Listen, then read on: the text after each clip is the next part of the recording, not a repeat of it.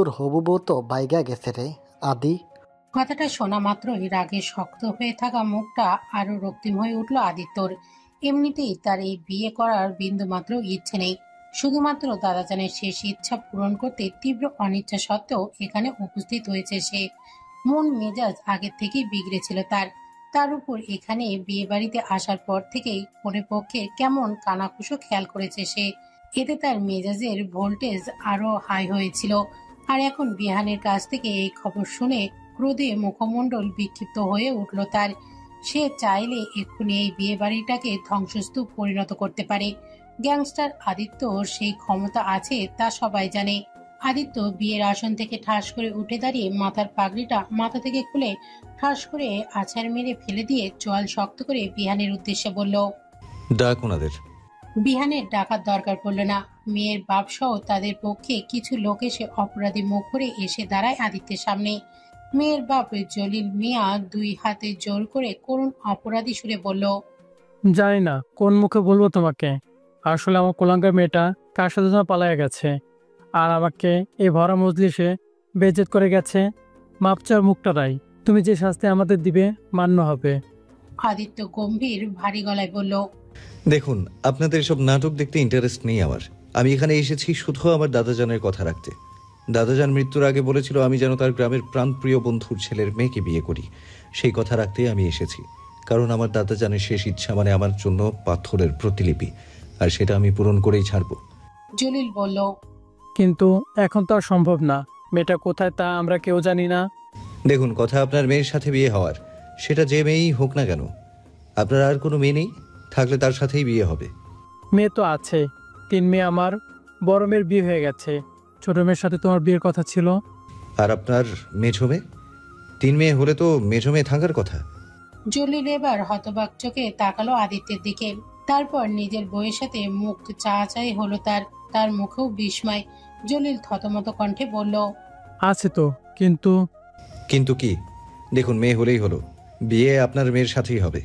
সে যেটাই হোক না কেন, যান রেডি করুন তাকে। কিন্তু ওকে কিভাবে বিয়ে করবে? ও তো কি? দেখুন, এমনিতেই মাথা নষ্ট হয়ে আছে, আমার রাগ আর বাড়াইয়েন না। ওদের মাঝে একজন হঠাৎ বলে উঠল, আরে কেমনে বিয়া হইব? হেই মাইয়া তো পাগল আস্তা। লোকটার কথায় খানিক থমকানোর চাহনি দিল আদিত্য। এমন কিছুর জন্য হয়তো মোটেও প্রস্তুত ছিল না সে। জলিল তখন করুণ সুরে বলল, জি বাবাজি, আমার আরেক মেয়ে মানসিকভাবে অসুস্থ, পাগলি সে। বিয়ে, সংসার এসবের কিছুই সে বোঝে না। বিহান আদিত্যর কানের কাছে ফিসফিসিয়ে বলল, আরে পাগলি রে, কেমনে বিয়া করবি তুই? বাদ দে, চল ফিরে যাই।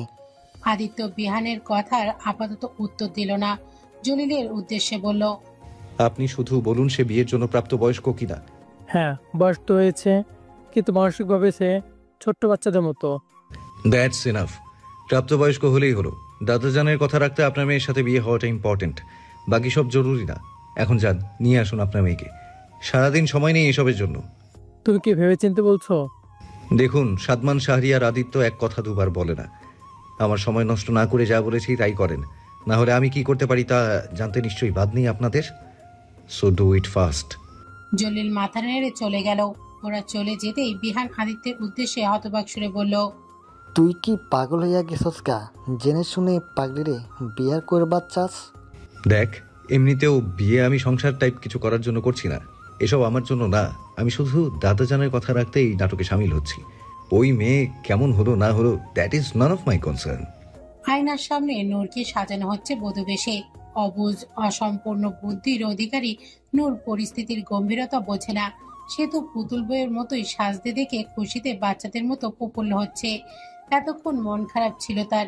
ওকে রুমের মাঝে আটকে রেখেছিল তাই। ও তো বাইরে গিয়ে সবাইকে দেখতে চেয়েছিল, কিন্তু ওর মা বাবা আটকে রাখে ওকে রুমে। অনেক কাঁদে নূর, তাও খোলেনি কেউ। বিরক্ত হয়ে এক সময় ওর মা কয়েকটা চড় থাপ্পড় মারে। তারপর আর ভয়ে নূর শব্দ করে কাঁদেনি, যদিও এসব ওর সাথে নিত্যদিন প্রায় হয়েই থাকে। তবে এখন যখন ওর মা এসে এভাবে সাজিয়ে দিচ্ছে, তখন সব ভুলে খুশি হয়ে গেছে নূর।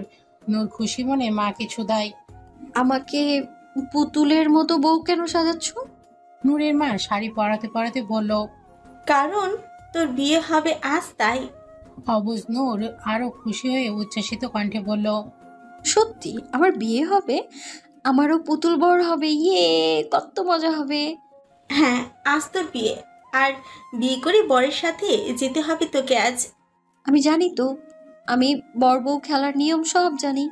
নূরকে রেডি করে বসানোর পর কাজী আর কিছু লোকজন এলো নূরের কাছ থেকে কবুল শুনতে। কাজী সাহেব বলার সাথে সাথে ফটফট করে কবুল বলে দিল নূর খুশি মনে। এরপর আদিত্যের কাছে এসে তার কাছ থেকেও কবুল শুনল।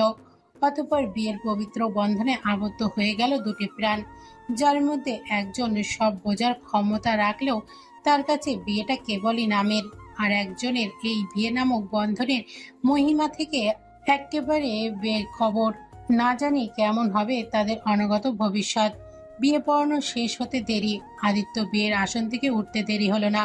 উঠে যেতে যেতে বিহানের উদ্দেশ্যে বলল, জলদি এখানকার ড্রামা শেষ কর। I want to go right now. অব্বে হালা, যাবি কইলেই হলো।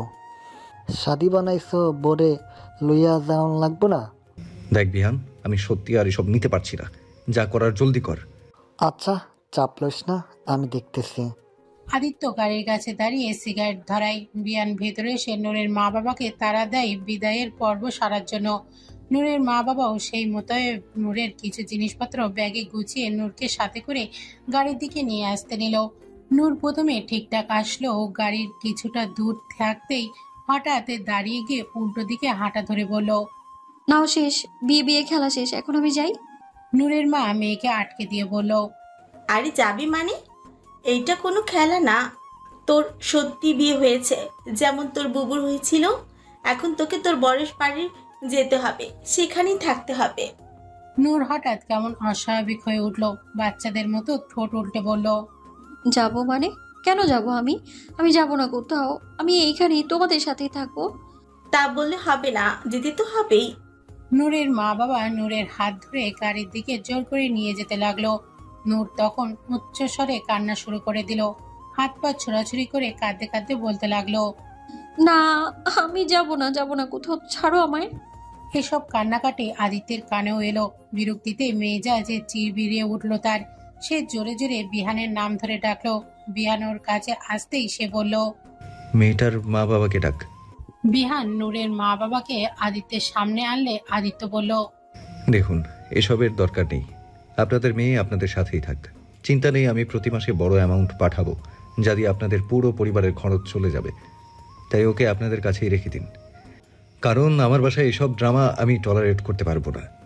জলিল করুণ স্বরে বলল, কি বলছো বাবাজি এসব? টাকার কোনো কথা না। এক মেয়ে পালিয়ে গিয়েছে, এমনিতে আমার বদনাম ছড়িয়েছে। তার উপর আরেক মেয়ে বিয়ের পর বাপের বাড়ি পড়ে থাকলে মানুষের কথা তীরে মরে যাওয়া ছাড়া আর কোনো উপায় থাকবে না। দেখো, তুমি কিন্তু সবকিছু জেনে শুনে আমার মেয়েকে বিয়ে করছো। এখন এভাবে ফেলে যেতে পারবে না। আর ওর চিন্তা করো না, আমি ওকে এখনই বুঝিয়ে শুনিয়ে নিয়ে আসতেছি। কান্নাকাটি করবে না আর। বলেই জলিল তার স্ত্রী আর নূরকে ভেতরে নিয়ে গেল। ভেতরে এসে জলিল তার স্ত্রীর উদ্দেশ্যে রাগী স্বরে বলল, দেখো, তোমার মেয়েরে কিভাবে বুঝাবা জানি না, তবে জামাই যদি ওরে রেখে যায় তাহলে তোমাদের দুটোকে বাড়ি থেকে বিদায় করব। জন্মাইছো তো সব আপদ, 5 মিনিটের মধ্যে বসে নিয়ে আসো। বলেই ঘরের বাইরে চলে গেল জলিল। কিছুক্ষণ পরই ভেতর থেকে নূরের আর্তনাদ শোনা গেল। মারছে তাকে ওর মা। অনেক মারার পর বলল, এখন বল, যাবি জামাইয়ের সাথে, নাকি এইভাবে এখানে সারা জীবন মার খাবি? আর যদি তুই না যাস, তাহলে তোকে মেরে ফেলে আমিও বিষ খেয়ে মরে যাব। অবুজ নূর মায়ের হাতে মার খেয়ে ভয়ে জড়সড় হয়ে গেল। ভয়ার্থক কণ্ঠে সে কোনো রকমে ফোপাতে ফোপাতে বলল, যাব। কিছুক্ষণ পর নূরকে ঠিকঠাক করে আবারও নিয়ে আসা হলো। এবার আর জেদ করলো না নূর। তাকে নিয়ে এসে আদিত্যর গাড়ির পেছনের সিটে বসালো। বিহান বসলো ড্রাইভিং সিটে, আদিত্য গিয়ে বসলো বিহানের পাশের সিটে। এরই মাঝে একটিবারও নিজের সদ্য বিয়ে করা বউ নামক ব্যক্তিটির দিকে ভুলেও তাকালো না আদিত্য। গাড়ি স্টার্ট হয়ে কিছু দূর অগ্রসর হতে পেছনের নূরের কান্নার সুর বাড়ল। ফুপিয়ে ফুপিয়ে কান্না শুরু করলো সে, যা শুনে বিরক্তিতে চল শক্ত হয়ে এলো আদিত্যর। রাগে হঠাৎ গাড়ির কাছে সশব্দে চাপড় মারল সে।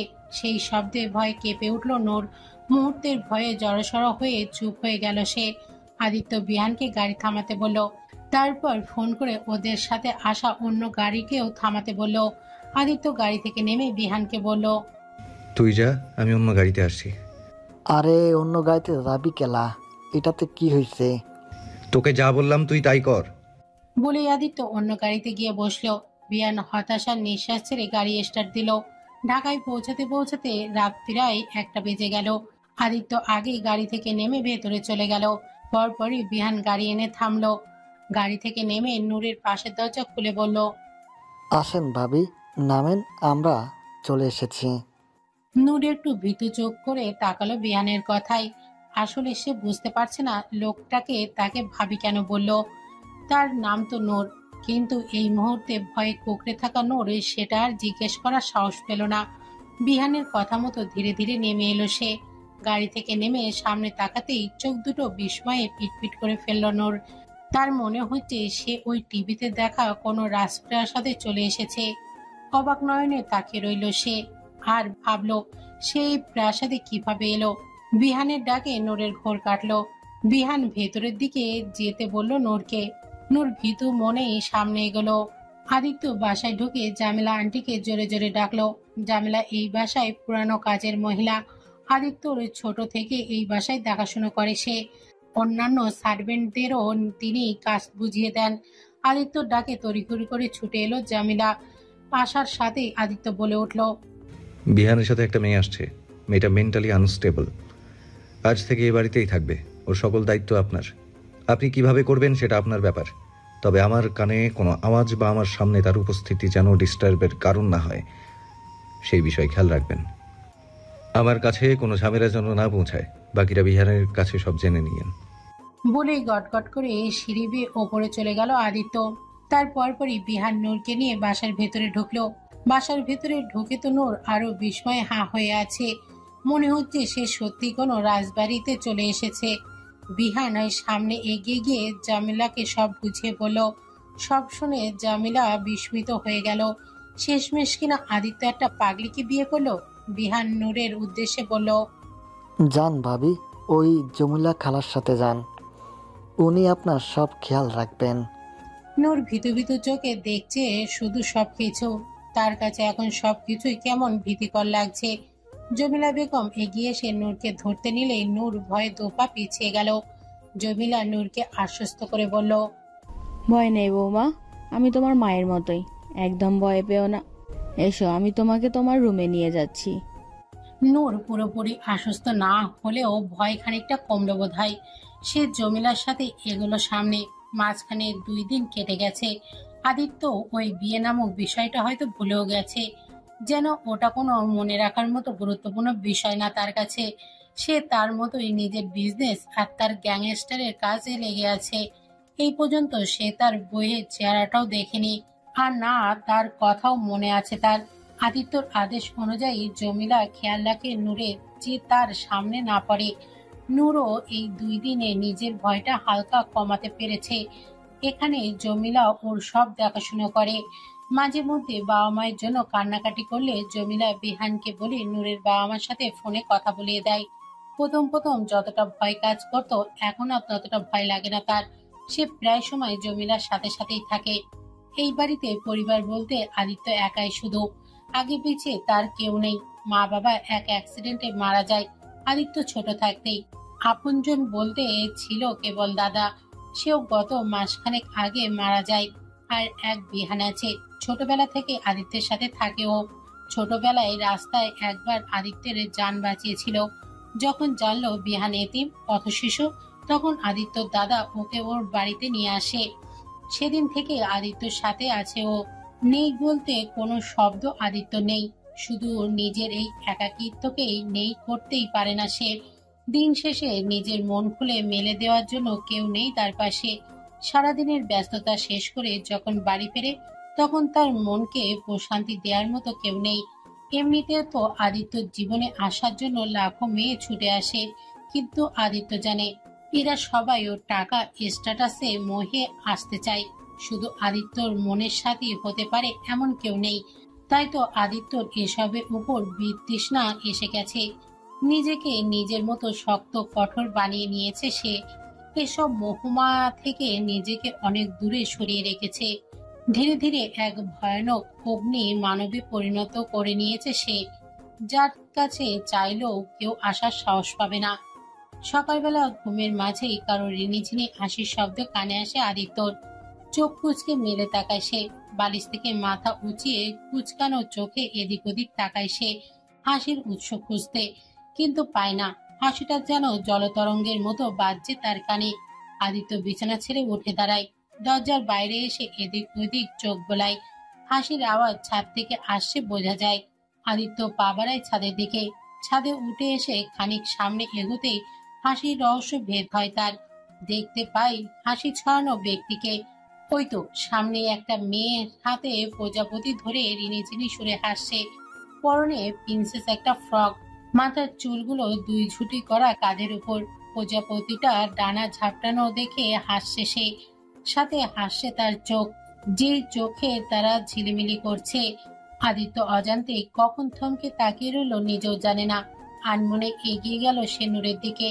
নূরের নজর পাশে যেতেই হঠাৎ আদিত্যকে দেখে ভয়ে আটকে উঠল সে। ভয়ার্ত চোখে তাকিয়ে হাত দুটো জড়ো করে পেছতে লাগলো সে, যেন লোকাবার জায়গা খুঁজছে, নাইলে হয়তো আদিত্যকে মেরেই ফেলবে যেন। নূরের এই ভয় পাওয়াটা আদিত্যর ভালো লাগলো না। রাগ হলো হঠাৎ তার। রাগটা ঠিক কি কারণে তা জানে না সে, তবে সে রাগে ধমকে উঠে বলল, এই মেয়ে, কে তুমি? এখানে কি করছো? নূর এমনিতেই ভয়ে জমেছিল, তার উপর আদিত্যের ধমকে আত্মা উড়ে যাবার জোগাড় তার। তখনই সামনে জমিলা বেগম ছাদের অন্য পাশ থেকে দ্রুত এলো। তাকে দেখে নূর ঝট করে জমিলার পেছনে লুকিয়ে গেল। পিঠের মাঝে হাত চেপে ধরল সে। জমিলা আদিত্যের উদ্দেশ্যে বলল, আসলে আমি গাছে পানি দিতে আইছিলাম, বৌমনিও আমার সাথে আইছিল। আমি বুঝতে পারি নাই আপনি এখন ছাদে আসবেন, তাহলে ওকে নিয়ে আসতাম না। আদিত্য জমিলার কথাতে তেমন ধ্যান নেই, তার ধ্যানও তো ওই পেছনে মুখ লুকিয়ে থাকা মেয়েটাতে। জমিলার কথাই বুঝতে পারলো মেয়েটা তারই সেদিনের বিয়ে করা বউ। আর বুঝতে পেরেই তার মাঝে কেমন অদ্ভুত এক অনুভূতির সৃষ্টি হলো, যে অনুভূতির নাম জানে না সে। তবে মেয়েটার এভাবে ওকে ভয় পাওয়াটা মোটেও পছন্দ হচ্ছে না ওর। রাগ হচ্ছে ভীষণ। রাগের মাঝে জমিলা বলল, আমি এক্ষুনি ওকে নিয়ে যাচ্ছি। জমিলা তার কথা শেষ করেই নূরকে নিয়ে দ্রুত পায়ে নিচে নেমে গেল। আদিত্য রাগ যেন আরো বাড়ল। কেন হচ্ছে এই রাগ তার জানা নেই। রাগটা কি মেয়েটার উপর নাকি নিজের উপর তাও জানে না। এক মিনিট, মেয়েটা, ওর তো নাম আছে। কি নাম ওর? আদিত্য তো সেটাও জানে না। কেমন অদ্ভুত অস্বস্তি হতে লাগলো আদিত্যের। রাগের সামনের টপটাতে লাথ মেরে নিচে নেমে গেল সে। আদিত্য রেডি হয়ে এলো ব্রেকফাস্টের জন্য। বিয়ান আগে থেকেই ছিল টেবিলে। আদিত্য বসতেই জমিলা তার খাবার সাফ করে দিল। জমিলাকে দেখে আদিত্যর কেন যেন ওই মেয়েটার কথা মনে পড়লো। আবারও মেয়ে। চরম অস্বস্তি হচ্ছে আদিত্যর। মেয়েটার নাম কি সেটা জানার ইচ্ছে জাগলেও তা কাউকে জিজ্ঞাসা করবে কিভাবে সে। ভীষণ ইতস্তত ফিল করছে এইটুকু বিষয় জানতেও। আদিত্য আর চোখে রান্নাঘরের দিকে তাকালো, ভাবছে হয়তো জমিলার সাথে রান্নাঘরেও থাকতে পারে, কিন্তু দেখা গেল না তাকে। মেজাজটা আবারও অকারণেই বিগড়ে যাচ্ছে যেন। তার অন্য মনস্কের মাঝেই পাশ থেকে বিয়ান বলে উঠল, কি রে, খাইতেছস না কেলা? দেরি হইয়া যাইতেছে না? আজকে ওই আদিল গ্রুপের একটা ফয়সালা করন লাগবো, বুঝবার পাচ্ছস? হালার পুতেরা বড্ড বার বাড়ছে, আঙ্গুমাল ইম্পোর্ট করতে খালি ঝামেলা করতেছে।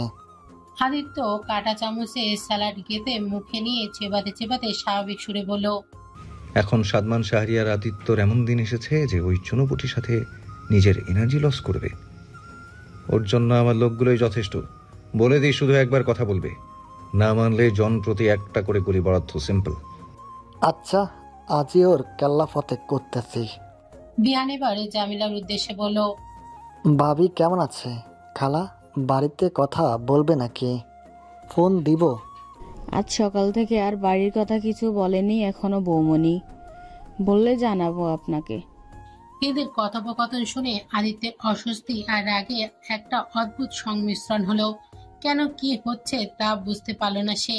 শুধু বারবার একটা কথাই মাথায় ঘুরছে, বিহান মেয়েটার ভালো মন্দের খেয়াল রাখে, আরও একই বাড়িতে থেকেও তার নামও জানে না।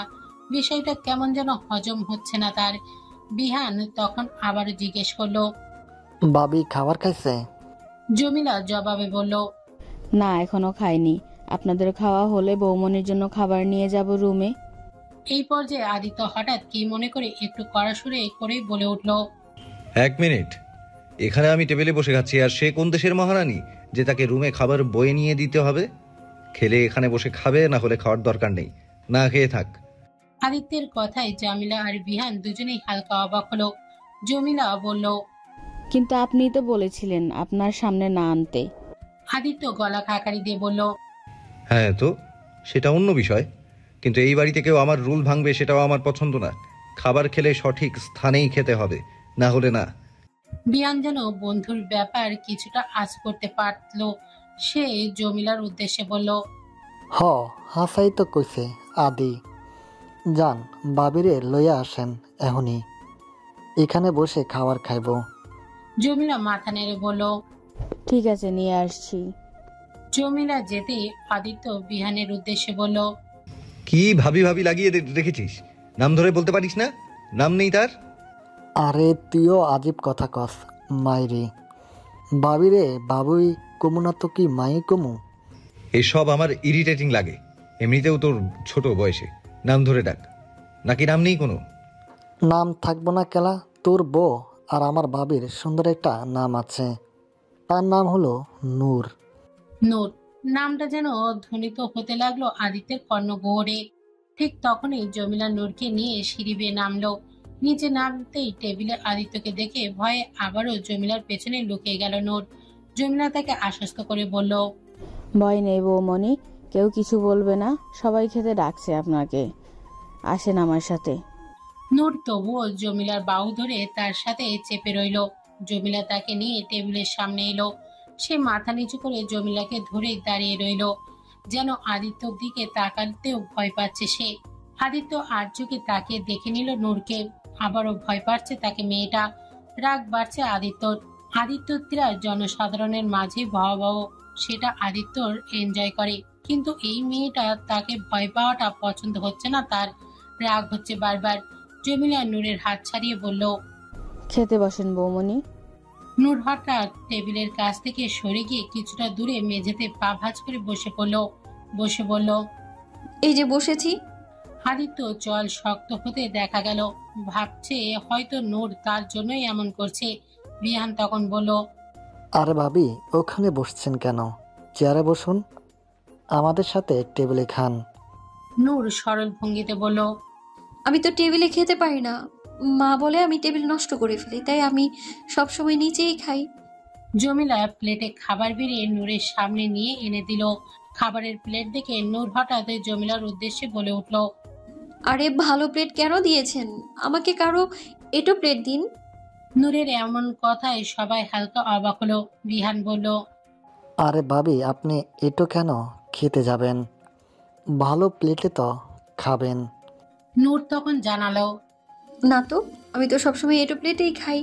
আমার মা বোনেরা বলে আমি নাকি ভালো প্লেট দিলে খাবার নষ্ট করে ফেলি, খেতে পারি না, তাই আমাকে সবসময় কারো এটো প্লেটেই দেয়। মুখের সামনে আনা খাবারের চামচটা নূরের অমন কথা কানে আসতেই তৎক্ষণাৎ থেমে গেল আদিত্যর। হঠাৎ যেন চটাস করে কোথাও কিছু লাগলো তার গলায়। খাবারটাও যেন হঠাৎ আটকে গেল গলার মাঝে। মুখবয়ের অদ্ভুত এক কালো আওয়াজ ছেয়ে গেল মুহূর্তেই। নূরের কথা শুনে বিহানেরও একটু খারাপ লাগলো। অবুঝ মেয়েটাকে যে ওর বাড়িতে সবাই প্রচুর অবহেলায় ফেলে রাখতো তা বোঝা যাচ্ছে। বিহান জোরপূর্বক হেসে বলল, এখানে নষ্ট করলো কেউ কিছু কইব না ভাবি। এই বাড়ি তো আপনারই, যত খুশি নষ্ট করুন, কোনো সমস্যা নাইকা। বিহানের কথায় নূর যেন খুশি হলো। সে ঘাড় কাত করে বাচ্চাদের মতো বলল, আচ্ছা। তবে আদিত্য আর খেতে পারল না। সে হাতের চামচটা প্লেটের ওপর রেখে চেয়ার ছেড়ে উঠে দাঁড়ায়। একবার তাকালো মেঝেতে বসে থাকা নূরকে, পরপরই দ্রুত পায়ে বাইরে বেরিয়ে গেল সে। নূরের ভীষণ একা একা লাগছে। গ্রামে থাকতে সে কি সুন্দর সবার সাথে খেলা বেড়াতো, আম বাগান আর পুকুর পাড়ে বাচ্চাদের সাথে খেলতো, কিন্তু এখানে কোনো খেলার সাথী নেই ওর। কার সাথে খেলবে নূর? নূর রান্নাঘরে জমিলার সাথে বসে আছে। জমিলা তার এমন মলিন মুখ দেখে বলল, কি হয়েছে বৌমনি, মন খারাপ? মা বাবার কথা মনে পড়ছে? নূর ঠোঁট উল্টে বলল, আমার খেলার সাথীদের কথা মনে পড়ছে। আমার খুব খেলতে ইচ্ছে করছে, কিন্তু কার সাথে খেলবো? কেউ নেই খেলার সাথী। তুমি একটু খেলো না আমার সাথে? আমি কিভাবে খেলবো বৌমনি? বুড়ি মহিলা কি খেলে? নূরের মুখটা তখন কাঁদো কাঁদো হয়ে গেল। জমিলার খুব মায়া লাগলো। এই 2 দিনে মেয়েটার প্রতি মায়া জন্মে গেছে তার। অনেকটা নিষ্পাপ শিশুর মতো মেয়েটা। জমিলা কিছু একটা ভেবে বলল, আচ্ছা, আপনি মন খারাপ করেন না, আসেন আমার সাথে, আমি আপনার খেলার সাথী জোগাড় করে দিচ্ছি। নূর তৎক্ষণাৎ খুশি হয়ে বলল, সত্যি? তুমি তো অনেক ভালো। জমিলা নূরকে সাথে করে বাসার বাইরে লনে নিয়ে এলো। বাসার অন্যান্য সব সার্ভেন্ট আর বাসার গেটে 2 দিকে লাইন করে দাঁড়িয়ে থাকা সিকিউরিটি গার্ডদের ডাকলো জমিলা। সবাই আসলে জমিলা তাদের বলল, শোনো সবাই, তোমরা নিশ্চয়ই জানোই বৌমনিকে, তোমাদের স্যারের বউ, তাই তাকে খুশি রাখা আমাদের সবার দায়িত্ব।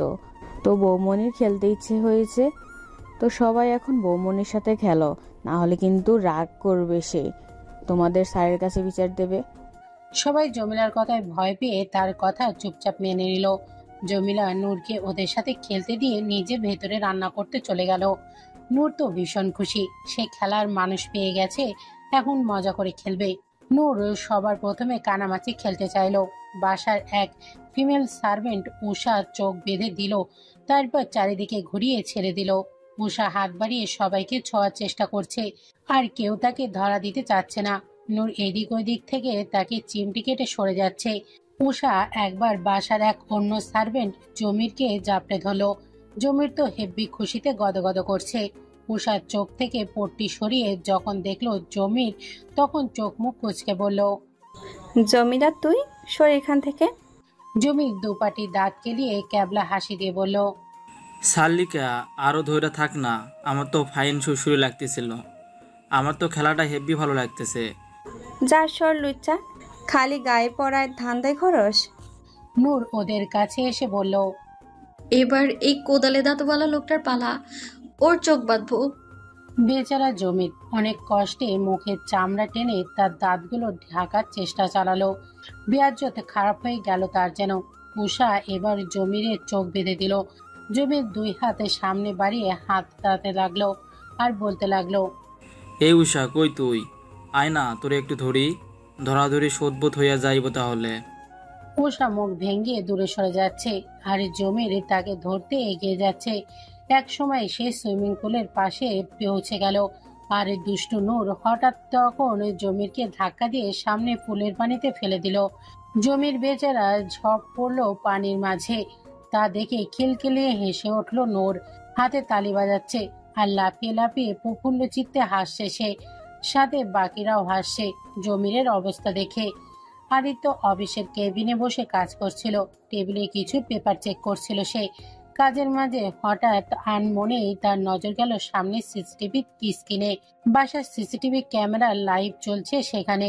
গ্যাংস্টার হওয়ায় আদিত্য শত্রুর অভাব নেই, তাই সেফটির কারণে বাসার সব কোনায় সিসি ক্যামেরা লাগানো আছে, আর সেটা রেকর্ডিং স্ক্রিন আদিত্যর কেবিনের টেবিলের পাশেই থাকে। সেটাতেই হঠাৎ নজর গেল আদিত্যর। দেখতে পেল তৎক্ষণাৎ নূরের কাণ্ড। জমিরকে কিভাবে পানিতে ফেলে সে খুশি মনে হাসছে। ওই প্রাণবন্ধ হাসিটাতে আবারও আটকে গেল আদিত্যের দৃষ্টির সীমারেখা। থমকিত নয়নে শিরায় শিরায় ছুঁয়ে গেল ওই হাসি মাখা মুখখানি। আদিত্য আনমনে স্ক্রিনে আরো কাছে এগিয়ে গেল, জুম করে নূরের মুখখানা আরো সামনে আনলো। দেখতে পেল তখন তারা ঝিলমিল ওই আঁখি যুগল। ওই চোখে নেই কোনো অকৃত্রিম পর্দা, কেবলই স্বচ্ছ নিষ্পাপ ঝর্ণাধারা। নিজের অজান্তেই আদিত্যের হাত গেল সিসিটিভি স্ক্রিনে নূরের উচ্ছ্বাসিত মুখটার ওপর, কিন্তু হাসির আওয়াজ শোনা যাচ্ছে না। হঠাৎ ওই জিনিসটাই তার মোটেও ভালো লাগলো না। ওই হাসির রিনিঝিনি সুর শুনতে না পারায় যেন রাগ হচ্ছে তার।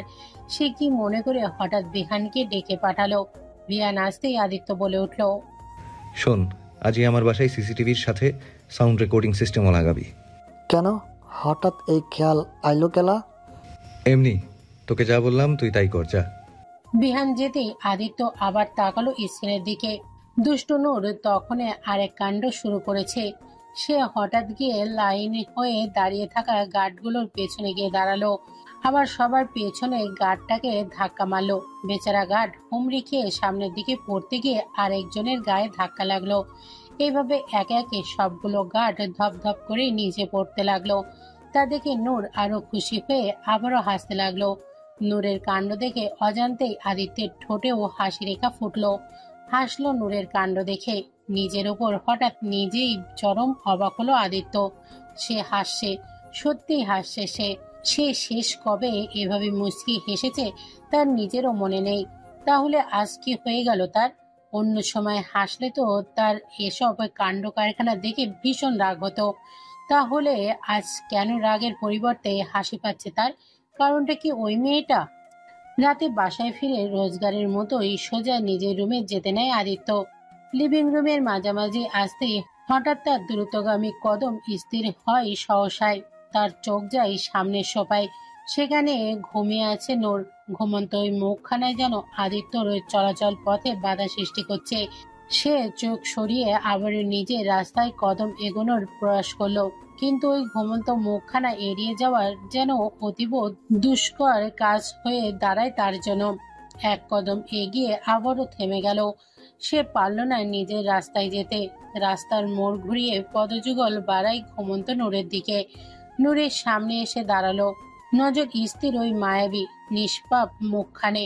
আনমনে এক সময় নূরের মুখের সামনে এক হাঁটু গেড়ে বসে পড়ল আদিত্য। নূরের মুখখানা যেন সত্যি সত্যি নূরের মতোই আলো ছড়াচ্ছে। আলোকিত হচ্ছে আদিত্যের শূন্য মহল।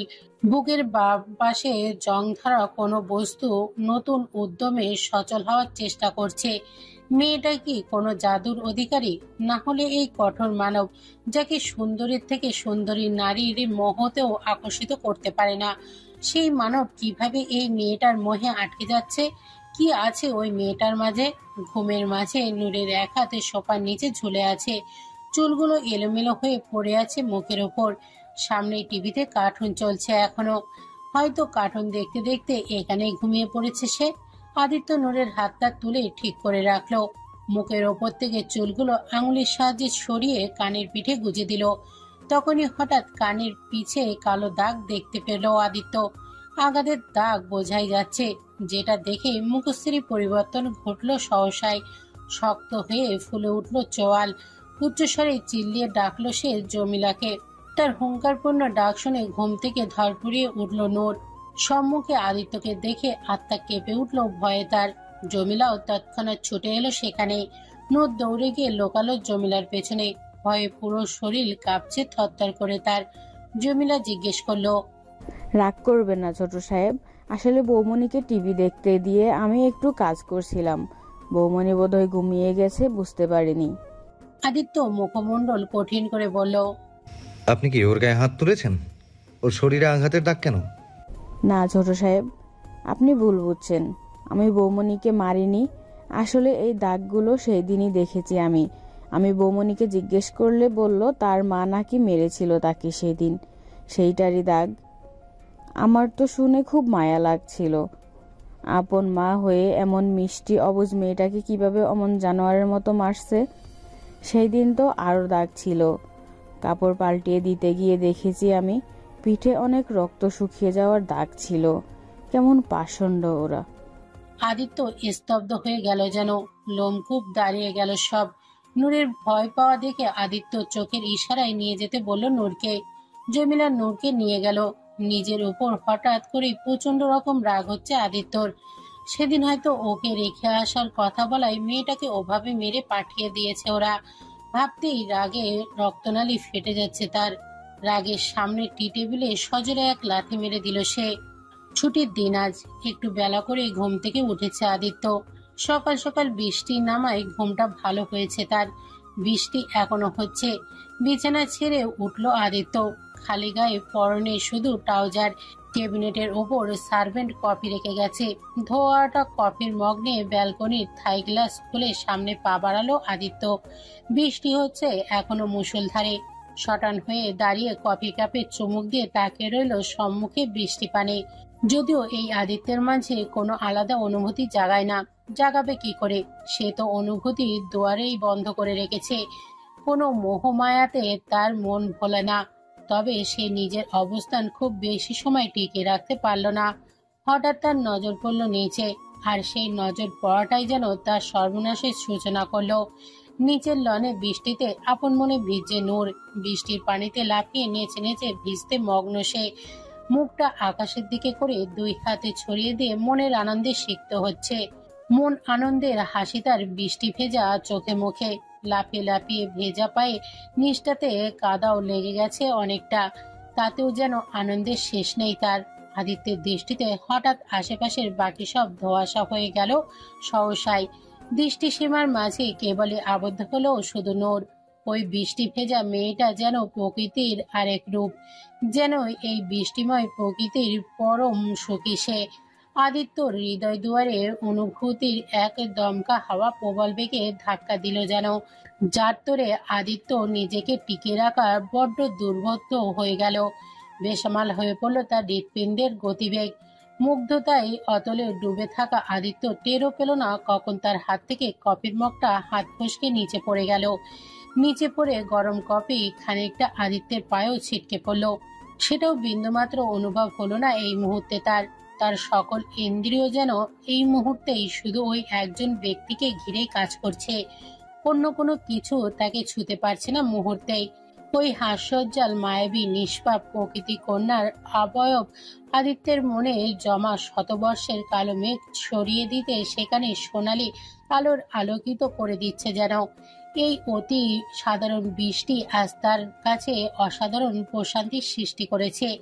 এমনটা তো তার আগে কখনো হয়নি। তবে আজ এ কোন বৃষ্টি নামলো তার মরুময় ভূমিতে? নূরের বৃষ্টি বিলাসে মুগ্ধতায় মুগ্ধ হচ্ছিল আদিত্য।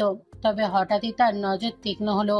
তার চোখে পড়ে গেটের কাছে থাকা গার্ডগুলোর ওপর। সেখান থেকে নূরকে সরাসরি দেখা যাচ্ছে। বৃষ্টিতে ভেজায় নূরের শরীরে জামাটা লেপ্টে আছে। যদিও গার্ডগুলো নূরের দিকে তাকাচ্ছে কিনা তা বৃষ্টির মাঝে বোঝা যাচ্ছে না, তবে তাদের চোখের সামনে নূর এভাবে ভিজছে এটাই যেন আদিত্যের চোয়াল আর হাতের মুঠো তীব্র শক্ত করে দিল। মুখমণ্ডল হলো ক্রোধে কঠিন। চোয়াল ফুলিয়ে দ্রুত পায়ে রুমের বাইরে বেরিয়ে গেল সে। প্রচন্ড বেগে তরতর করে সিঁড়ি বেয়ে নিচে এসে সোজা বাইরে বৃষ্টির মাঝে বেরিয়ে এলো। বাইরে এসে একবার নূরের দিকে তাকালো, তারপর গার্ডগুলোর দিকে তাকালো। ওদের মাঝে একটা গার্ড নূরের দিকে তাকিয়ে আছে এক দৃষ্টিতে। এই শীতল বৃষ্টির মাঝেও যেন আদিত্যের রক্তনালী টকবকিয়ে ফেটে পড়ল। চোখে ঢেলে পড়ল রক্তিম দামানল। দাঁতে দাঁত পিষে আদিত্য ছুটে গেল নূরের দিকে। নূরও তখন নিজের মনের আনন্দে বৃষ্টি স্নান করছে।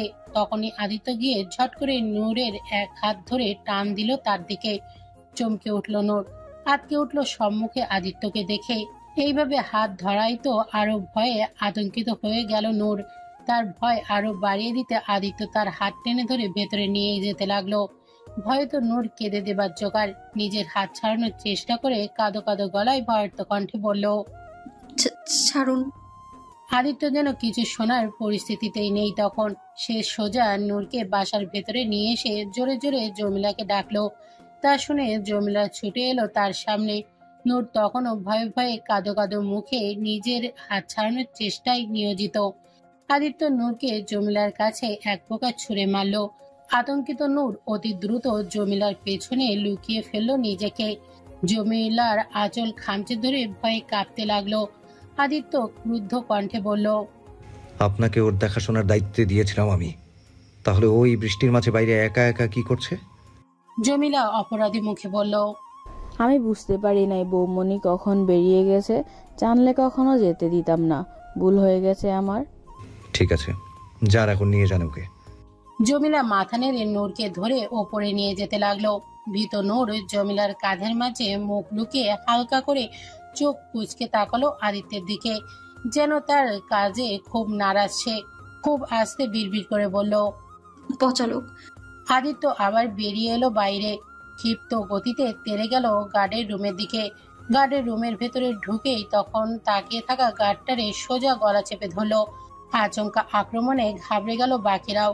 হিংস্র বাঘের মতো গার্ডের গলা চেপে ধরে তাকে পেছনের দেয়ালের সাথে চেপে ধরল। লোকটার চোখ বড় বড় হয়ে গেল ভয়ে আর শ্বাসকষ্টে। তবে আদিত্যের হিংস্রতা কমছে না।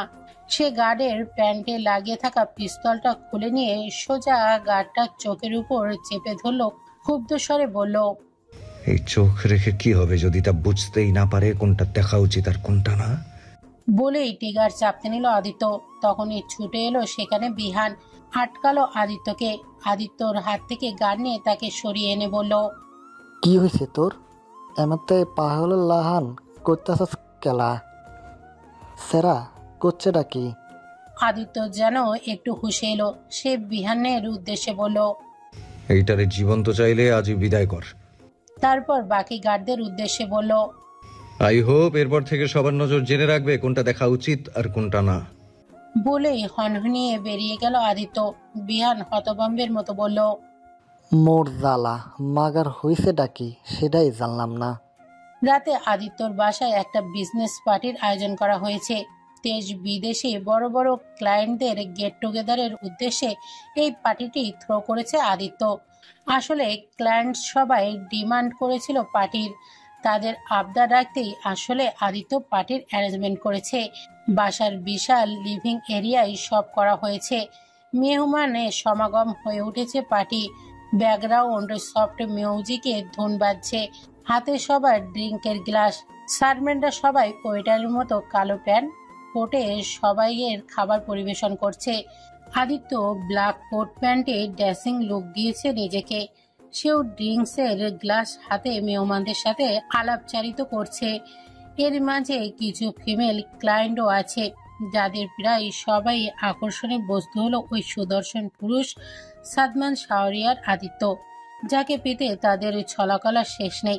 কিন্তু এই কঠোর মানব যেন কিছুতেই তাদের হাতে আসে না, তবে প্রয়াসও ছাড়ে না কেউ। যেমন এই মুহূর্তে পিআর কোম্পানির মালকিন প্রভা রহমান এগিয়ে এলো আদিত্যের সম্মুখে। পরনে পাতলা জর্জের শাড়ি আর সিল্কলেস ব্লাউজ, শরীরের অর্ধভাগ দৃশ্যমান। তার মুখে অমায়িক হাসি ঝুলিয়ে আদিত্যের গা ঘেঁষে দাঁড়িয়ে বলল, I must tell mister Aditya, আপনাকে যতবার দেখি ততবারই মনে হয় আগের বারের চেয়ে বেশি হ্যান্ডসাম হয়ে গেছেন। কিভাবে করেন এটা? আজকেও কি মারাত্মক হট লাগছে, ঘায়েল হয়ে যাচ্ছি আমি। আদিত্য চরম বিরক্ত এসব ন্যাকামিতে। এমন অশালীন ধরনের নারী তার কাছে সর্বদাই অমানবীয়তা। কিন্তু বিজনেস পার্টনার আর মেহমান দেখে আদিত্য জোরপূর্বক হেসে তাকে সহ্য করে গেল। প্রভা আহ্লাদে হেসে বলল, বাই দ্য ওয়ে, আমাকে কেমন লাগছে বললেন না তো? আদিত্য মেয়েকে হাসি ঝুলিয়ে বলল, এই প্রশ্নটা না করাই ভালো আপনার জন্য মিস প্রভা, কারণ উত্তরটা আমার দিতে যতটা না রুচিতে বাঁধবে আপনার শুনতেই বেশি বাঁধবে। So better be we skip ইট। আগ্রহী প্রভার মুখটাই ভোতা হয়ে গেল আদিত্যের জবাবে। তবুও যেন হাল ছাড়ল না। সে আবারও হাসি মুখ করে বলল, মিস্টার আদিত্য, আমার শাড়িটা একটু ঠিক করা দরকার, একটু আপনার ওয়াশরুমে নিয়ে যাবেন? আদিত্য প্রভার পরিকল্পনায় একেবারে পচা পানিতে ঢেলে দিয়ে ওর বাসার এক সার্ভেন্টকে ডাক দিয়ে বলে দিল প্রভাকে যেন ওয়াশরুমটা দেখিয়ে দেয়। প্রভা আদিত্যের কাছে এভাবে উপেক্ষিত হয়ে ভীষণ পরিমাণ রাগ হলো। রাগী মনোভাব নিয়ে সে সরে গেল ওখান থেকে। নূর রুমে বসে খেলছিল তার পুতুল দিয়ে। পুতুলটা তার অনেক দিনের, তার খুব প্রিয়। সেটা নিয়েই খেলছিল সে। জমিলা বলে গেছে আজ বাইরে যেন না বের হয়, বাইরে অনেক মানুষজন এসেছে। আদিত্য রেগে যেতে পারে এই ভেবেই জমিলা নূরকে বাইরে যেতে নিষেধ করেছে। নূরও তাই আর যায়নি। এমনিতেও এ বাড়িতে এসে একা ঘোরাফেরা করতে ভয় পায় কেমন। এটা তো আর ওর গ্রাম না, যেখানে ইচ্ছা মতো ঘুরে বেড়াতো সে। তাই তো সেই সাহস পায় না সে। আর সবচেয়ে ভয় পায় ওই টিভির নায়কদের মতো দেখতে লোকটাকে। দেখতে নায়কদের মতো হলেও নূরের কাছে কেমন ভয়ঙ্কর ভিলেন মনে হয় তাকে। দাদির রূপকথার গল্পের সেই রাক্ষসের মতো মনে হয়, যেন নূরকে মেরেই ফেলবে। নূরের খেলনার মাঝেই হঠাৎ তার ভীষণ ওয়াশরুমে যাওয়ার প্রয়োজন হয়ে যায়। কিন্তু এখানকার এত অত্যাধুনিক ওয়াশরুমে একা যেতে ভীষণ ভয় হয় নূরের, কারণ সে অনেক কিছু বুঝে উঠতে পারে না। তাই তো প্রতিবার জমিলা ওকে হেল্প করে। কিন্তু এখন তো জমিলা নেই, আর নূরের খুব জরুরিও মনে হচ্ছে এখন। নূর জমিলাকে খুঁজতে বিছানা থেকে নেমে ধীরে ধীরে দরজার কাছে এগিয়ে যায়। আস্তে করে দরজাটা হালকা করে খোলে। মাথাটা একটু বের করে বাইরে উকি দিয়ে দেখলো বাইরে কোথাও জমিলা আছে কিনা, কিন্তু পেল না কোথাও। নূর আবার দরজা খুলে বাইরে এলো ধীর পায়ে। ভীতু কদম ধীরে ধীরে এগোতে লাগলো। করিডোর থেকে সিঁড়িতে আসতেই নূরের চোখ যেন ধাঁধা লেগে গেল এত চাকচমক আর লোকজন দেখে। কৌতূহলী হলো অবুঝ মন তার। ধীরে ধীরে সবকিছু দেখতে ভীরু পায়ে সিঁড়ি বেয়ে নিচে নেমে এলো সে। রং বেরঙের বাহারি লোকজন দেখে তার চমক লাগছে কেমন, সাথে ভয়ও হচ্ছে একটু। এসবে দেখার মাঝেই হঠাৎ জমিলাকে চোখ পড়ে তার। ডাইনিং টেবিলে খাবার পরিবেশন করছে সে। তাকে দেখে নূর ঝট করে ছুটে তার কাছে যেতে চাইলো। তার এমন ছুটে আসা দেখে হঠাৎই বেখেয়ালিতে প্রভার সাথে ধাক্কা লেগে যায় তার। প্রভা এমনিতেই অহংকারী আর বদমেজাজি স্বভাবের। তার উপর আদিত্যের অপমানে তার মেজাজ আগে থেকেই চটেছিল। আর এই মুহূর্তে নূরের ধাক্কায় তার হাতে ড্রিঙ্কস উল্টে শাড়ির উপরে পড়ে যায়। ব্যাস, তাতেই প্রভা আগুনে যেন ঘিয়ের কাজ করে। রেগে যায় সে, যার দরুন সে ঠাস করে নূরের গালে চর বসিয়ে দেয়। বেচারি নূর চরের ধাক্কায় টিকতে না পেরে নিচে পড়ে যায়। উড়ে যেতে নিলেই হাতের ধাক্কায় সামনে সাজিয়ে রাখা কাচের ফুলদানিটাও ঠাস করে নিচে পড়ে যায়। মুহূর্তে বিকট শব্দে তা ছড়িয়ে পড়ে ফ্লোরের মাঝে। সেই শব্দেই উপস্থিত সকলের কৌতূহলী নজর পড়ে তাদের উপর। নজর পড়ে খোদ আদিত্যরও। নূরকে ওভাবে পড়ে থাকতে দেখে ভুরু কুঁচকে আসে তার। ঘটনার সারমর্ম বোঝার চেষ্টা করে সে। নূর ভয়ে শঙ্কিত, গালে হাত চেপে ভয়ে জড়সড় হয়ে যায় সে। প্রভা তখন কর্কশ গলায় বলে ওঠে, ইউ ব্লাডি চিপ গার্ল, আমার এত দামি শাড়িটা নষ্ট করে দিলে। এসব চিপ গাইয়া বস্তি মেয়ে এখানে কি করছে? খাবার চুরি করার জন্য এসেছে, তাই না? আদিত্যর মনে হলো এই মুহূর্তে মস্তিষ্কে বোধহয় টকবুকে উত্তপ্ত লাভা ভলকে উঠল তার। কপালের রগ নীল হয়ে ফেটে যাবে যেন। মুঠো দৃঢ় মুঠিবদ্ধ হাতের সবগুলো রগ গোনা যাবে যেন। সে চেয়ে দেখল ভীতুগ্রস্ত আর অশ্রুসিক্ত নূরের লাল চোখ দুটো। বুকে অদৃশ্য ক্ষত হলো তার সহসায়। হলো চিনচিনে পীড়া অনুভব। গালে হাত রাখায় এতক্ষণে বুঝে গেল প্রভা তার গায়ে হাত তুলেছে। আর এটা বোধগম্য হতেই আদিত্যর খোদ পৌঁছায় সর্বসীমায়। চোখে জমলো রক্তিম লাল আভা। হাতের ড্রিঙ্কসের গ্লাস সজোরে আছাড় মারল সে। ক্ষুব্ধ বিক্ষিপ্ত কণ্ঠে হুঙ্কার দিয়ে বলে উঠল, মিস প্রভা। তার হুঙ্কারপূর্ণ ডাকে প্রভা সহ পুরো মঞ্জিল যেন কেঁপে উঠল। আদিত্য তড়িৎ বেগে এলো প্রভার সম্মুখে। ক্ষুব্ধ কণ্ঠে বলে উঠল, শুক্রিয়া করেন বিধাতাকে, আপনাকে নারী রূপে জন্ম দিয়েছে। কারণ আজ কেবল এই একটা জিনিসই আপনাকে রক্ষা করলো। না হলে আপনার কাজের প্রতিদান স্বরূপ এত ভয়াবহ জবাব পেতেন যা আপনি পরবর্তীতে 7 জন্মেও ভুলতে পারতেন না। প্রভা তেতে বলে উঠল, what do you mean mister Aditya? আপনি কি ভুলে যাচ্ছেন আমি কে? আপনি আমাকে হুমকি দিচ্ছেন? আদিত্য হুমকি দেয় না, সোজা করে দেখায়। আর আপনার মতো 3rd ক্লাস মেয়েদের জন্য তো একদমই না। আদিত্যের হুমকি এত সস্তা হয়নি এখনো। Now get the hell out of here. Mister Aditya, আপনি কিন্তু অনেক বেশি বলে ফেলেছেন, তাও এই সস্তা বস্তি মেয়েটার জন্য। কেন, কি হয় আপনারও? আদিত্য তখন গর্জিত গলায় বলল, wife, she is my wife, you get that? আদিত্যের এমন কথায় প্রভা সহ সবার মাঝে যেন বিস্ফোরণ ঘটল। আদিত্য এবার নিচে ভীতু অবস্থায় বসে থাকা নূরের হাত ধরে টেনে তুলে সোজা করে দাঁড় করালো। নূর যেন আরো ভয় পেয়ে গেল। আদিত্য নূরকে টেনে নিয়ে এসে সবার মাঝামাঝি দাঁড়িয়ে গলা উঁচু করে বলল, everyone listen to me very carefully. She is my newly married wife, Mrs Noor. সবাই অবাক হয়ে গেল আদিত্যের কথা শুনে। সবচেয়ে বড় ব্যাপার, আদিত্যর মতো ছেলে এমন বউ দেখে সবাই অবাক। তবে আদিত্যর সামনে কেউ কিছু বলার সাহস পেল না। আদিত্য আরো বলল, the party is over now, everyone please leave.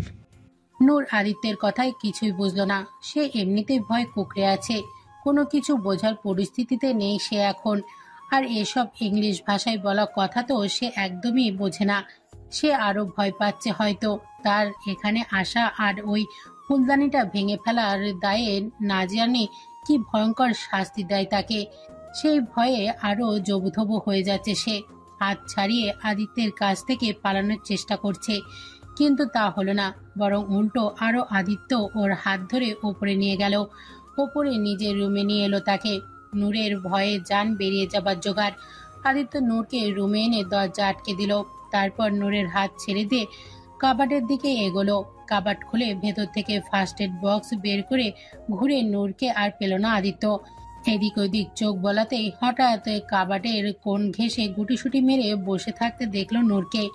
Aditya ভুরু কুঁচকে তার দিকে এগিয়ে যেতে যেতে বলল, আরে ওখানে কি আদিত্যের কাছে আসা দেখে নূর আরো ভয়ে দলামলা হয়ে মুখের ওপর 2 হাত রেখে কান্না জড়িত করুণ সুরে বলল, মারবেন না, মারবেন না, দয়া করে মারবেন না আমায়। আমি ওয়াদা করছি আর এমন হবে না, আর ভাঙবো না কোনো কিছু, তাও মারবেন না আমায়, দয়া করুন। আদিত্য থেমে গেল, এগোতে পারল না যেন সে আর। কোথাও যেন কোনো কিছু মুচড়ে উঠল তার। নূরের এই করুণতা যেন তার চোখের মাঝে কাটা বিদ্ধ করে দিচ্ছে। কষ্ট নামক বস্তুর আবির্ভাব ঘটেছে যেন তার মাঝে। আদিত্য দলা পাকানো বস্তুটা ঢোক গেল, উল্টো ঘুরে চোখ বুজে নিজেকে একটু ধাতস্থ করে নিল। তারপর ফার্স্ট এড বক্স নিয়ে দরজার বাইরে এসে জমিলাকে ডাকলো। জমিলা দ্রুত ছুটে গেল সেই ডাকে। তখন নূরকে ওভাবে দেখে খুব মায়া হচ্ছিল জমিলার, কিন্তু ভয়ে নূরের কাছে যেতে পারছিল না। তখন জমিলা আসলেই আদিত্য ফার্স্ট এড বক্সটা তার দিকে এগিয়ে দিয়ে বলল, ওর ঠোঁট কেটে গেছে, একটু ফার্স্ট এইড করে দিন, আর এই ক্রিমটা ওর গালে লাগিয়ে দিন। জমিলা দ্রুত মাথা নেড়ে বক্সটা নিয়ে ভেতরে চলে গেল, আর আদিত্য তার জিমিং রুমের দিকে পা বাড়ালো। বক্সিং ব্যাগেই এখন তার ভেতরের ফার্স্ট স্টেশন বের করবে। মেহমান সব চলে গেছে। বিহান মনে মনে খুশি হচ্ছে বন্ধুর জন্য। ওর বন্ধুটা হয়তো ধীরে ধীরেই নূরের প্রতি দুর্বল হচ্ছে। খুশি মনে পেছনে ঘুরতেই থতমত হয়ে গেল সে। দরজার মাঝখানে শখ হয়ে মূর্তির মতো দাঁড়িয়ে থাকা মানবকে দেখে আচমকিত হেসে বলল, কিরে সালা, তুই কখন আইলি? আমি আর বাঁচতে চাই না, একদমই না। এর ছাদ থেকে পরে জান দিয়ে দিব আমি। এ জীবনে কি লাভ? মশার গু সমান মূল্য আমার নাই। আজ তো সুইসাইড পাক্কা। সুইসাইড গাওয়ালো, সুইসাইড। ছাদের এক মাথা থেকে আরেক মাথা হাঁটছে আর ন্যাকা সুরে এসব বলছে আবির। বিয়ান ছাদে বসে বাদাম চেবাতে চেবাতে ভাবলিস ভাবে বলল, তুই আসলে শালা কখন সুইসাইডটা করবি? সঠিক সময়টা কইয়া দে। সারাদিন সময় নাইকা হাতে, বহুত কাম আছে আমার। ওই বেহানের বাচ্চা, তোর কি মনে হয় আমি মজা করছি? আবিরের কথা হলে ফেলে দাও থুতু। একবার বের হলে আর ফেরানো যায় না। আজ তো সুইসাইড করিয়ে ছাড়বো। আমার মৃত্যুর জন্য দায়ী থাকবি তোরা। আমার ওই হিসাবে তোরা জীবনে বাথরুমে যেতে পারবি না। ওদের কথার মাঝে আদিত্য ছাদে আসলো, গম্ভীর মুখে বলল, কি হচ্ছে এখানে এসব? বিহান বলে উঠল, কি আর রইব, দ্য গ্রেট আবিরের ফাটা লুঙ্গির মার্কার মেরোড্রামা চলতেছে। আবির মুখ চোখা করে বলল, আমি ড্রামা করছি? আমি সত্যি সত্যি মরতে যাচ্ছি। এই যে এক্ষুনি ছাদ থেকে লাভ দিব আমি। তোরা কেউ আমাকে বাঁচাবে না। আমাকে আমি একদম মানবো না। খবরদার বাঁচানোর চেষ্টা করবি না, এক ফোটাও না। বিয়ান ভ্রু কুচকে বলল, কেটা বাঁচাবার চাইতাছে তোরে? আব্বে হালা মরলে জলদি মন না। আমার বাদামও শেষ হইয়া গেল, এখন আবার বাদাম আনতে যাইতে হইব। আবির বলে উঠল, ঠিক আছে, তাহলে আমার জন্য একটা স্যান্ডউইচ আর কোল্ড ড্রিঙ্কস নিয়ে আসিস। তুই না মরবার যাইতেছস? তো খালি পেটে মরবো নাকি? খিদে লাগবে না আমার? এই পর্যায়ে আদিত্য গাম্ভীর্যতার সহিত বলল, আবির, স্টপ দিস ননসেন্স। আবির এগিয়ে এসে ন্যাকামির মাত্রা বাড়ি দিয়ে বলল, ননসেন্স? এসব ননসেন্স মনে হচ্ছে তোর কাছে? আমার জানে জিগার, বন্ধুকে ট্রিগার, সাইকেলের গিয়ার, টেবিলের চেয়ার, কলিজার বন্ধু, সে কিনা আমাকে না জেনে বিয়ে করে ফেললো। এটা তোর কাছে ননসেন্স মনে হলো? সে ছোটবেলা থেকে একসাথে সবকিছু শেয়ার করলাম। জাইঙ্গা থেকে শুরু করে কানে ময়লা বের করে কাঠিটাও শেয়ার করলাম। আর সেই বন্ধু কিনা এত বড় ধোকা দিল আমারে। কদিনের জন্য একটা টোরে কি চলে গেছি, তুই বিয়ে করে ফেললি, একবারও আমাকে জানালি না। এই দুঃখ কই রাখবো আমি? এত বিশাল দুঃখ রাখার জন্য পুরো আর্থ কম পড়বে। পৃথিবী নিতে পারবে না এত বড় কষ্ট। চাঁদ তারও খসে পড়বে আমার কষ্টে। আজ হাতে চুরি নেই বলে জামাই মারো মহিলাকে মতো মাটিতে হাত আছড়ে চুরি ভেঙে ফেলতে পারছি না। কত শখ ছিল বন্ধুর বিয়েতে যাব, ওইখানটা গিয়ে নাচবো। বন্ধু তোর বরাত নিয়ে আমি যাব। আমার নাচ থেকে তো শালিকার দলগুলো এসে আমাকে ঘিরে ধরবে। আহা, কতই না মজা হবে। কিন্তু তুই আমার সব স্বপ্ন ব্লেন্ডারে ব্লেন্ড করে জুস বানিয়ে ফেললি। কেমনে পারলি এমন করতে? আবির ন্যাকা কান্না সুরে গাইল, दोस्त दोस्त ना रहा, प्यार प्यार ना रहा, ये जिंदगी हमें तेरा हाथ बार ना रहा। আবিরের এই মহাকাশের সমান দুঃখ প্রকাশ শুনে বিহান বলে উঠল, হাঁচাই কইতাছস তুই, তোর সাথে একেবারে ঠিক হয় নাই কা। এটা মানা যায় না, তুই যা এক্ষুনি সাত থেকে লাভ দে।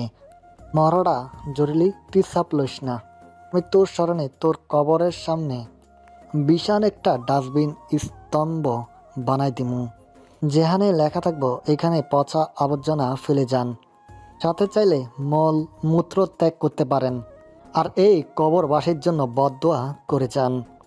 ধন্যবাদ দেওয়ানের দরকার নাইকা, তোর লাইগা এতটুকু তো করবারই পারি। বিহানের কথায় আবির খেপে গিয়ে তেড়ে গেল ওর দিকে। তা দেখে বিয়ানও হেসে দিয়ে ছুটল নিজেকে বাঁচাতে। আবির দৌড়ে গিয়ে তার গলা পেঁচিয়ে ধরে বলল, বিহাইন্ডার বাচ্চা, আমি মরি না মরি তোর আগে মেরে ছাড়বো। এই পর্যায়ে আদিত্য বিরক্ত হয়ে হালকা ধমকে সুরে বলল, থামবি তোরা, নাহলে দুটোকে আমিই ছুঁড়ে ফেলে দিব নিচে। দুজন ফট করে স্বাভাবিক হয়ে গেল। আবির ফিসেলে এসে বলল, আরে তার কি দরকার, তুই যখন এত করে বলছিস তাহলে কি মরতে পারি? না, আমি নিজের জন্য বলছি না, আমি তো তোর কথাই ভাবছি। আমার মরার শোকে যদি তুই না ঘর ছেড়ে দিয়ে আক্কা পাস তাহলে ভাবি তুই বিধবা হয়ে যাবে, তাই না? তাই শুধুমাত্র তোদের জন্য মরা ক্যান্সেল, তোদের জন্য স্যাক্রিফাইস করে দিলাম। তুই তো জানিস আমি কত মহান, আমার শরীরে হিমোগ্লোবিনের পরিবর্তে মহানতা বই বেড়ায়। মাথা নেড়ে শব্দহীন হাসলো আদিত্য। আবিরও হেসে দিয়ে হাত করলো আদিত্যের সাথে, তারপর বলল, আচ্ছা এখন চল, আমার ভাবির সাথে দেখা করিয়ে দে। আমার মতো হ্যান্ডসাম কিউট দেবর দেখে নিশ্চয় খুশি হয়ে যাবে ভাবি। আবিরের কথায় আদিত্যর মুখমণ্ডল একটু দ্বিধান্বিত হলো। বিহান তখন এগিয়ে এসে আবিরকে সবটা খুলে বলল। সব শুনে আবির অনেকটা অবাক হলো, তবে হাসি মুখে বলল, আরে তাতে কি হয়েছে, ভাবি তো ভাবি, চাপ নিস না, সব ঠিক হয়ে যাবে। আদিত্য নিজের রুমে এসে দেখলো নূর নেই। বুঝতে পারলো জমিলার সাথে চলে গেছে। বুক চিরে কেমন চাপা দীর্ঘশ্বাস বেরিয়ে এলো তার। বিছানায় বসলো সে। মনটা হঠাৎ কেমন অস্থিরতা বহন করছে, যেন অদৃশ্য কোনো কিছু খচখচ করছে ভেতরটাতে। অবচেতন মন একবার দেখতে চাইছে নূরকে। মনে এমন খেয়াল আসা নিয়ে আদিত্যর ভীষণ বিরক্ত। আজকাল তার সাথে এসব কি হচ্ছে? এমন কিছু তো আগে কখনো হয়নি। তখন এতটা রাগই বা কেন হচ্ছিল? কেন নূরের ওই করুণ ভয়ার্ত চোখ দুটো এত পীড়া দিচ্ছিল তাকে? পুরো দুনিয়ায় আগুন লাগিয়ে দিতে মনে চাচ্ছিল। ও তো ওই মেয়েটাকে কখনো বউ হিসেবে মানতে চায়নি। তাহলে ওই মেয়েটার ছোট্ট বিষয়েও কেন এতটা প্রভাব পড়ছে তাকে? এখন তাকে একবার দেখার জন্য মনটা আনছান করছে কেন? নিজের মাথা ছেড়ে নিজেকে স্বাভাবিক করার চেষ্টা করলো আদিত্য। মনে জায়গায় ইচ্ছে ধামাচাপা দিয়ে শোবার চেষ্টা করলো সে, তবে তাতে সক্ষম হতে পারল না খুব বেশিক্ষণ। চোখের পাতা ঢাকতেই সেখানে নূরের তখনকার কন্ধনরত নূরের মুখখানা সহসায় ভেসে উঠল। ক্ষণে ঠাস করে চোখ মেলে তাকালো আদিত্য। ঝট করে শোয়া থেকে উঠে বসলো সে। অস্থিরতা বাড়ল প্রচুর। পায়চারি করলো রুম জুড়ে। কোনো কিছুতেই সফল হলো না। রাগ হচ্ছে ভীষণ। নিজের উপর নিরন্তর আনতে না পারাটাই রাগের কারণ। শেষ পর্যন্ত আর পেরে উঠল না আদিত্য। মনের সাথে যুদ্ধ করে বাধ্য হয়ে দরজা খুলে বেরিয়ে এলো সে।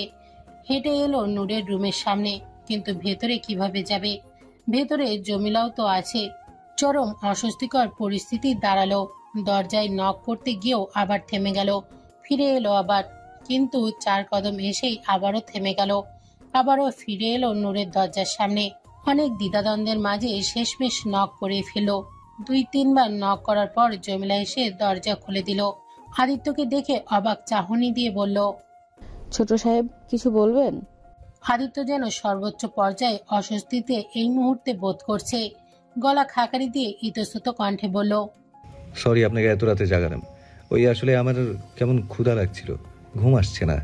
কিছু বানিয়ে দিতে পারবেন আমার জন্য?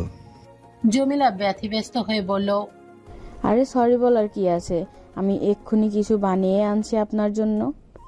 ওকে। বলেই আদিত্য দরজার সামনে থেকে নিজের রুমের দিকে যেতে লাগলো।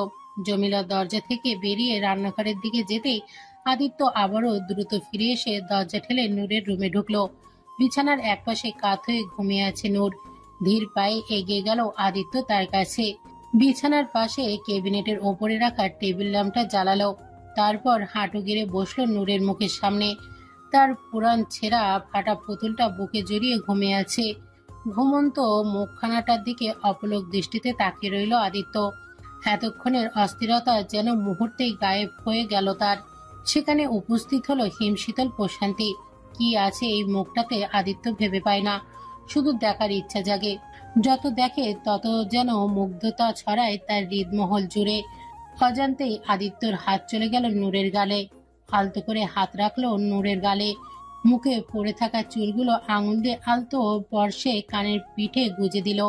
তখনই চোখে পড়ল গালে চরের দাগটা। চোয়াল শক্ত হলো আদিত্যর, লাল হলো চোখের পর্দা। হঠাৎ একটা আশ্চর্যজনক কাজ করে ফেলল সে। অন্তত তার জন্য অবশ্যই সেটা আশ্চর্যজনক বলা চলে। আদিত্য হঠাৎ মুখ নামিয়ে নূরের গালের লাল দাগের উপর অদচ্ছল একটু নড়ে উঠল নূর। হুঁশ এলো আদিত্যের। সক্ষার মতো করে ঝট করে উঠে দাঁড়ালো সে। নিজের করা কাজে নিজেই বিস্ময়ে হতভম্ব হলো সে। আর এক মুহূর্ত না দাঁড়িয়ে দ্রুত পায়ে বেরিয়ে গেল। অন্তর্দেশে সবকিছু কেমন এলোমেলো হয়ে গেছে তার। সকালে ব্রেকফাস্টের জন্য নিচে আসতেই নূরের খিলখিলে হাসি রিনঝিনি সুর বাজলো কানে আদিত্যর। তাকিয়ে দেখলো লিভিং রুমের সোফায় আবিরের সাথে বসে হাসছে সে। আবির তার সাথে নানান রকম কমেডি করছে আর সে হাসে কুটি কুটি হচ্ছে। বুঝতে পারলো আবির তার জাদু চালিয়ে দিয়েছে, খাতির জমিয়ে ফেলেছে নূরের সাথে। হবে না বা কেন, রতনের রতন চেনে, আবিরের তো আরেক পাগল। দুজনে ভালোই মিলেছে। কিন্তু আদিত্যের কেমন যেন একটু রাগও হলো। কাল আসা আবিরের সাথে কি সুন্দর গলায় গলায় ভাব জমিয়ে ফেলেছে, আবার হাসছে খুশি মনে। অথচ তাকে দেখলে এমন ভয় পাই যেন কোনো বাঘ ভাল্লুক সে। আদিত্য এগিয়ে এসে টেবিলের সামনে চেয়ার টেনে বসলো। বিহান আর আবিরও এসে বসলো। বিহান আবিরের উদ্দেশ্যে বলে উঠল,